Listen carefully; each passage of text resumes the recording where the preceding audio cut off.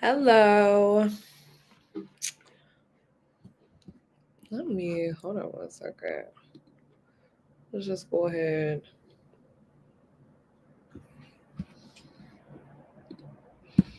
Let's leave the studio really quick.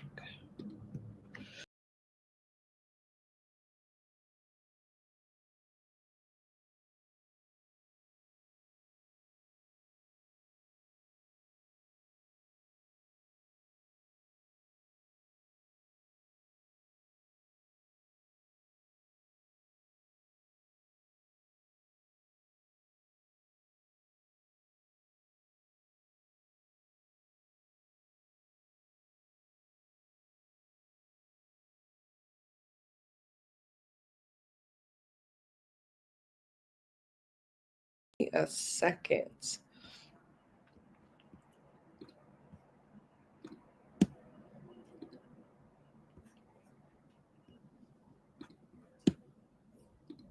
Share my entire screen. Let's go ahead and do that.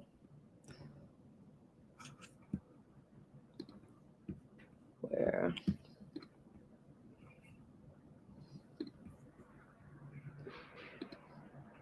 I want to make sure that at the stage.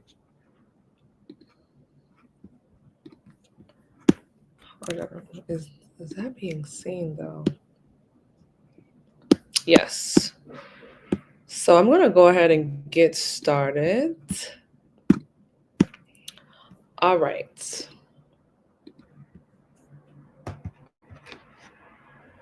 This live will be about my favorite topic, and my favorite topic is resilience and resilience building. So, the title of this presentation today is Building a Resilient Workforce. We're going to look at some keys to success, okay? Because having a resilient workforce, a resilient mindset is the key to success. My name is Yara Artis, and thank you for tuning in. A little bit about myself, a little introduction. Hope everyone can see the screen and everything is crystal and clear, especially my audio. But I am a licensed therapist by trade. I also do pass-R assessments for the state through a contract with Maximus. I am a doctoral student at National University.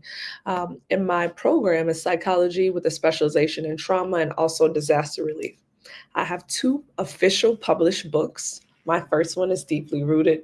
It's all about resilience building and very much a personal version of what helps me cultivate resilience.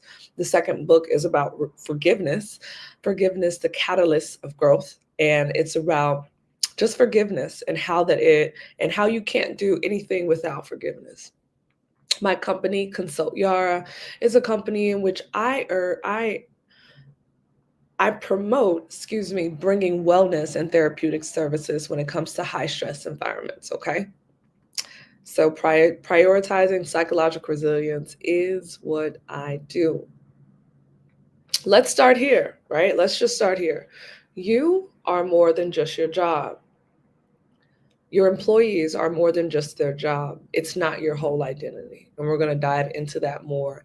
And the workforce is changing rapidly at this time.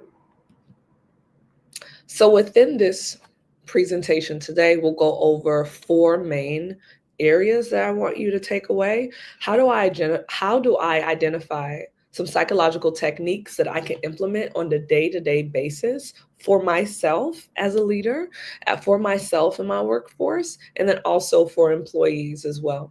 Then also, how do I create safe spaces where people can innovate?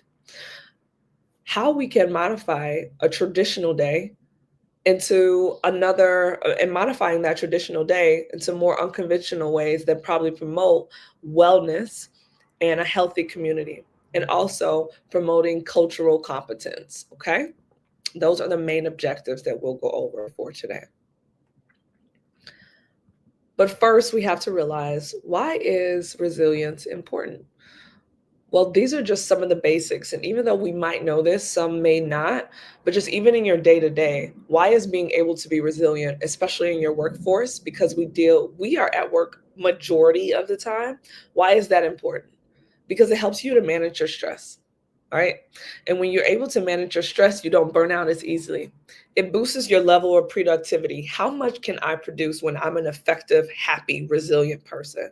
And let's say this, like, resilience is being able to understand you can navigate through those troubles, and we'll go over that. So it encourages problem solving and adaptability, boosting your productivity. Also, why is it important to have resilience in a workplace? It helps with employee well-being, right? Reduces your anxiety on a day-to-day basis, and then also team collaboration. Sometimes we have people that come in that are from an individual standpoint, right? Like, they're not necessarily, they don't know how to work as a team. But when you have a resilient person, or when you have a resilient workplace, it strengthens team collaboration, the ability to work together, the ability to ask, the safeness to be able to ask for help. And it encourages innovation, the ability to think, the ability to embrace challenges and say, okay, how can we overcome, and now how can we create? It reduces employee turnover. You're less likely to leave, right? If you feel good, and if you are able to feel like I can overcome this within my workplace. And also, it enhances my leadership skills, right? Modeling resilience. Perfect. And there's more than enough research when it comes to workplace resilience, right? We have Fletcher and Shakar in 2020 and 2013, who found that resilience enhances performance under stress. Why? Because it fosters your ability to adapt and mental toughness, saying I can get through this, not that I can't. Also, a study with Robertson in 2015 found that resilience training, so even incorporating in your training, improves your employee well-being and reduces stress and burnout. How many of us would like to be less stressed and feel like they're less burnt out? And I think the objective is to not feel like you're going to work or I have a job, but have a sense of belonging. And there's research that backs this up.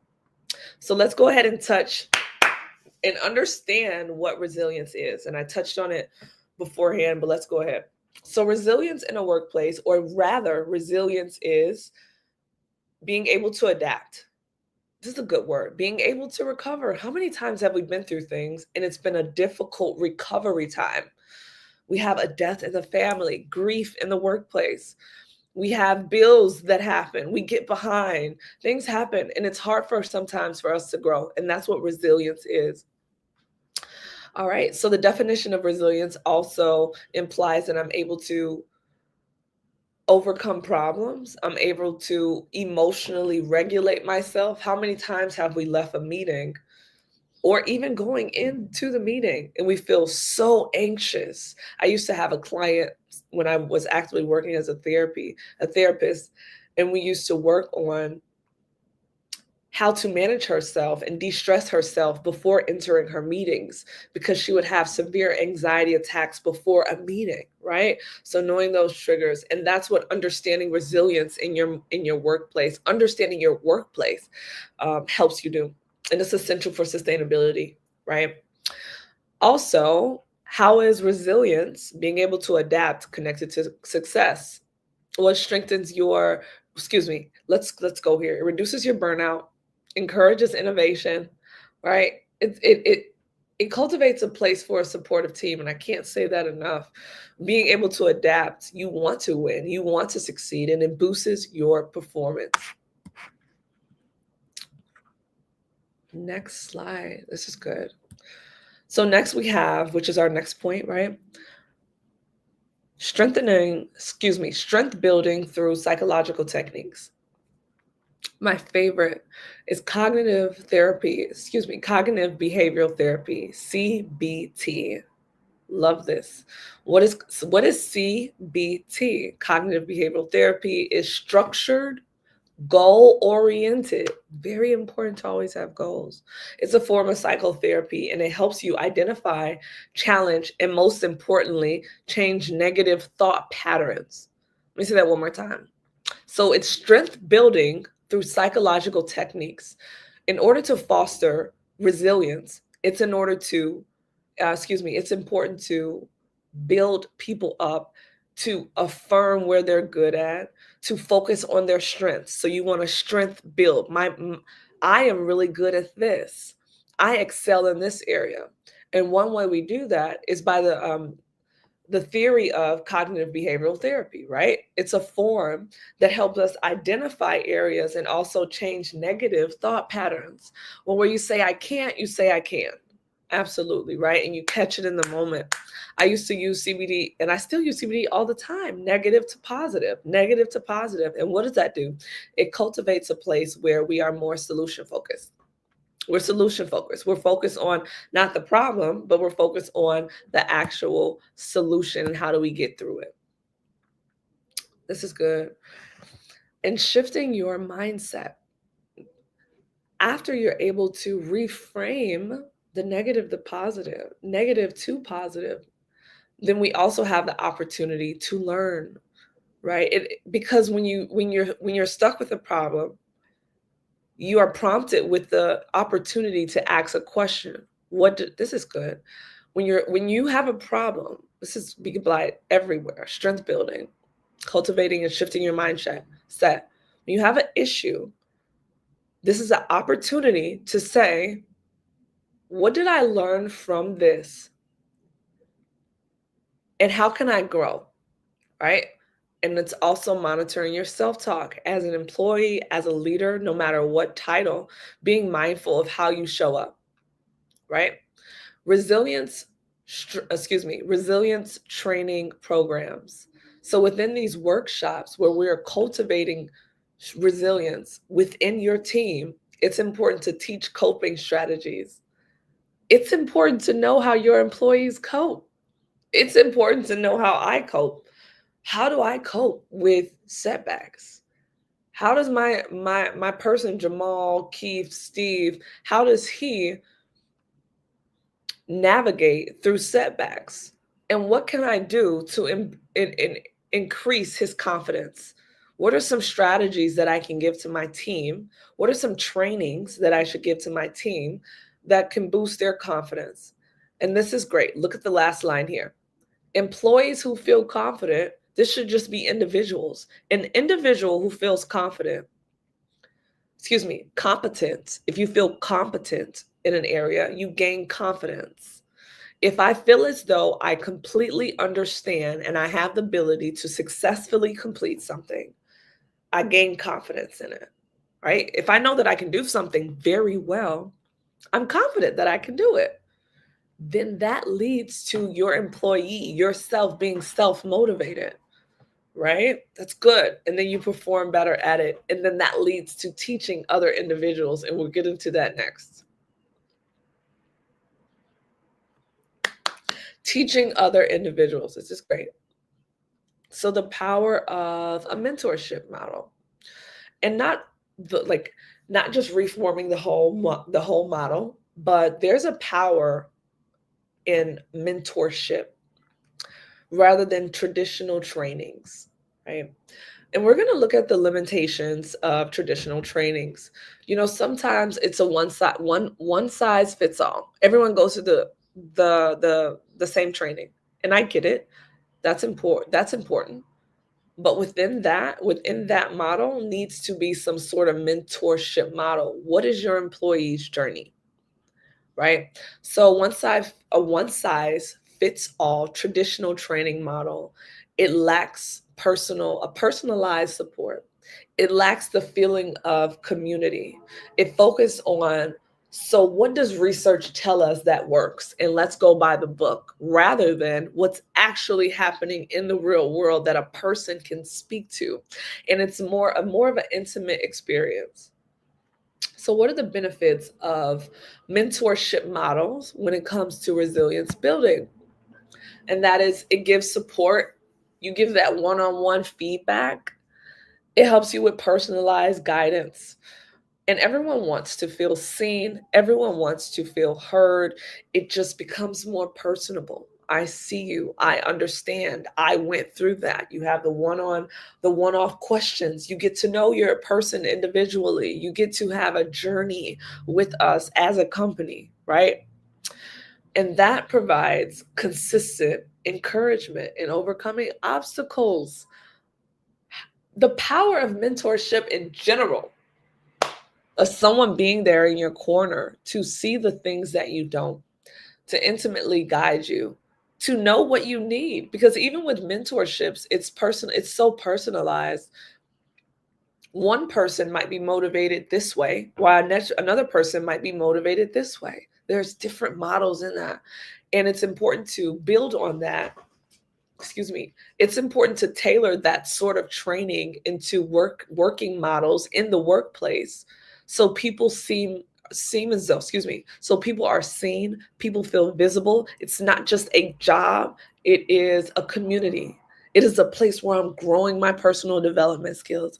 This is not necessarily a second family, but it becomes a second family. We spend so much time at work. It's important that we don't necessarily have the family model. Excuse me. But it's important that we give personalized guidance to people. And it's a more intimate, a more caring, a more loving place. That's what we need. That's definitely what we need, especially during these times. All right. And then you're able to share experiences. Obviously, that's with limitations, right? Ethics are very important.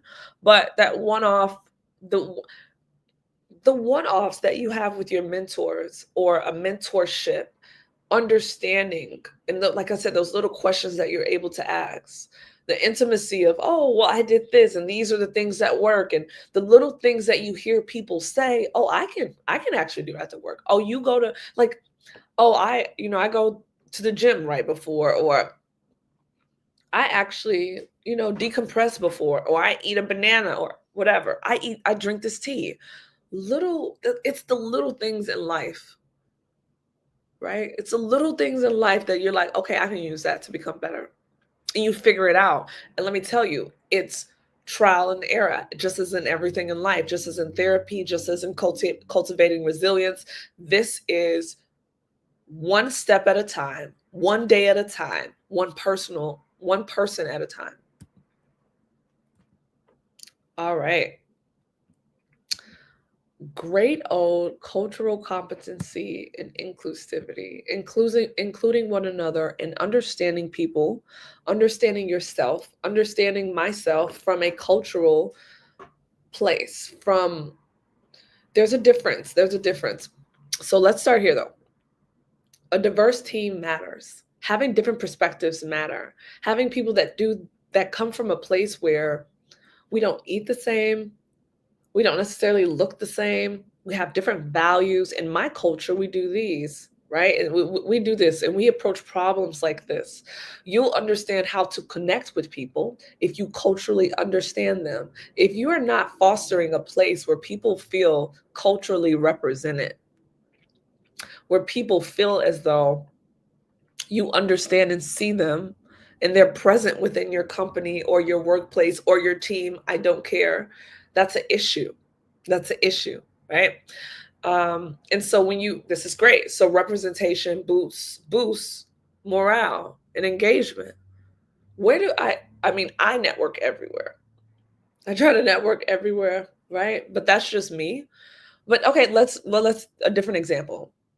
Let's take it out of the context. Let's say a therapy or a mentor or who you gravitate to. Think about who you are friends with at work.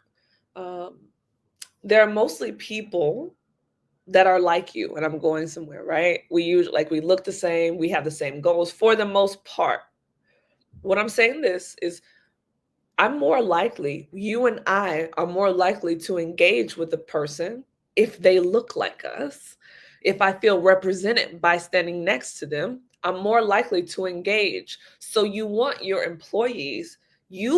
to, as a person, to feel valued and represented. If I don't feel represented, then I feel like I have no voice. And that's a no thank you. That's a complete no thank you. All right, next point.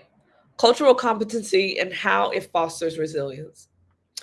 The point that is very important is, and I want to highlight this because this is very important, and it goes with training and effective communication, those two bullet points, those two principles. I want to say that understanding how to talk to people, understanding how they culturally interact is very important. It is so important. Understanding how they see respect, understanding why they don't speak up. This is so important, right? What if culturally women don't speak up? What if they're not allowed to wear certain things? What if they view respect in a certain different way? What if their experiences, and this is where we get to trauma informed care, what if their experiences don't allow them to express themselves and they're moving out of fear based? That's not necessarily cultural competence, but that's including people, inclusivity. How do we collaborate? Can we reduce our biases? Our biases are existing. Being aware of our biases. Oh, yeah, you can definitely change your biases, but being aware of your biases. And then also being able to, excuse me, let me go back to the thought. Being aware of your biases and also being able to, what am I trying to say here? Being aware of my biases, okay, and not necessarily having them prohibit the way or limit the way that I interact. Thank you. Limit the way that I interact with them, with people based on my own biases is very important. It cultivates a place of building trust and understanding within your group, within your group. So understanding how a diverse team and how they like to be represented makes them feel more valuable, makes them feel included. This is simple. It makes them feel safe. These are the things sometimes we miss. These are the things that are at a global scale, at a governmental scale. If people feel included, if people feel like you understand me from a cultural standpoint, we all have the same goal. What is our journey, right? What does our journey look like? Is there a way we can align our journey from our different standpoints? Okay, thanks. We're good on time. Look at me. All right. Next point, creating a safe space for idea generation. And how does this cultivate resilience? If I'm brainstorming, how can I innovate? How can I create? Innovation is so powerful. Sometimes we're always looking for the outside to help us when the good stuff is already within us.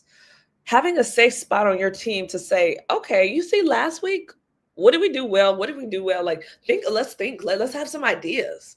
And having people, this is so important, feel like they have a voice. Obviously,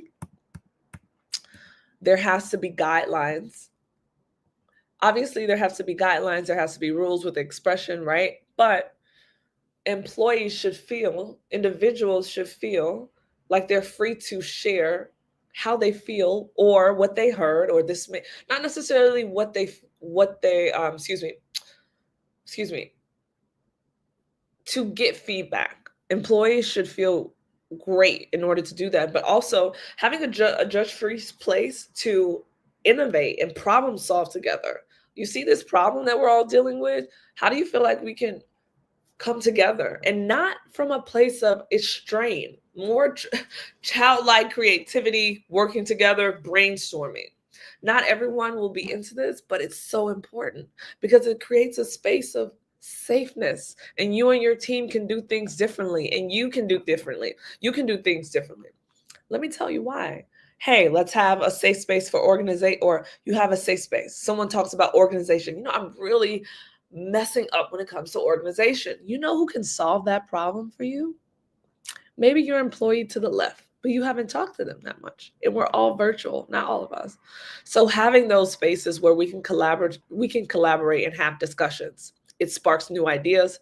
It helps us have our own journey of trial and error as we navigate our employed career journey. It encourages safe risk taking in a supportive in a supportive context. Love this. I love this. All right. Our last point here is modifying the traditional workday. So, incorporating wellness, incorporating breaks, which having team outings, doing things together outside. And I know sometimes people don't like that, but these things should be mandatory. You should have mandatory dinners. You should have mandatory dinners. You should have mandatory trainings that we're all together and it's celebratory. It's not we were sitting at like staring at a screen. There's no movement. No, we have to move. Okay. Creating a relaxing work environment. Does your workspace, you can just look at it right now, does your workspace, or just think about it mentally, does your work environment, work community, your building, wherever you sit in your company, does that promote relaxation? Is there a way where you can ask employees, hey, what would make you feel more relaxed at work? What are the aromas going around? Is there anything that motivates them when they come into work? Do they have happy birthday signs? Are you engaging like happy birthday when and it becomes a celebration and not just, oh, it's just a happy birthday, but no, we're really engaged, right? This boosts morale. Wellness is very important. So, what do we think about today? Our conclusion, we identified psychological techniques, strength building from CBT, cognitive behavioral therapy, reframing negative to positive to cultivate resilience, embracing the mentorship model instead of traditional training, learning how to become more personalized, more intimate experience when it comes to coaching and moving along through their journey. Your employee or who you are, you should have a journey. You should know your team's goal. You should know that individual's goals that they want. So embracing that mentorship model. Promoting cultural competence, understanding the values of your employees and yourself, understanding what they like, what they deem as respectful, the areas that they are most comfortable with sharing, right? Hair, dressing, things are cultural. Understanding people is very important. You might say a word to trigger someone and not even know it. These things are very important. All right. Creating a safe space for innovation. This is great. Creating a safe space to troubleshoot, creating a safe space where ideas can flow. We are creators. People need those spaces to release, and it's important to cultivate that in the space that they work. Last thing is modifying your traditional day. We're done with the traditional day. We are done with the traditional day. Life is no more traditional. Post-COVID, let me tell you again, life is not traditional. One of the powers that we have is the ability to think and create. Modify your workday. You have the power. Take your power back. And even if you can't do it from a large perspective, what about your own day? I'm going to go outside and do something different today. Modify your day. Look up, talk to someone, encourage yourself to talk to someone that you haven't talked to. Reach out to a different division. Hey, you want to have coffee? Can you believe people work in the same building and they don't know each other? People should know each other. Not saying that's not possible, but you should. Just a Q&A. Let me know if you have any questions. And ways to stay connected to me. We have, this was a great live. I like this. Consult Yara. Email me at consult Yara, consultyara.com. Facebook, Consult Yara. My name is Yara Artist. My website is www.consultyara.com. Thank you for joining. Okay. And we're going to end this the way that we started. You are more than just your job. Thank you so much. Blessings 10 times over to you on your journey. And I'll say it again forever. You are more than just your job. Bye.